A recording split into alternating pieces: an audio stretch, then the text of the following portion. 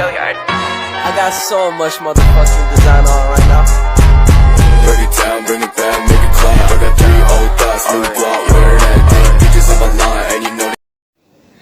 Air hujan sangat berperan penting untuk menjaga sumber air tanah karena air hujan yang turun di permukaan bumi akan menyerap ke permukaan lapisan tanah sebagai cadang udara yang disimpan dalam kedalaman tertentu. Dengan adanya air hujan yang menyerap ke udara tanah, manusia dapat memanfaatkannya untuk membuat sumur bor dan air pump, yang airnya dapat dimanfaatkan untuk memasak, mencuci, menyiram tanaman, dan kebutuhan lainnya.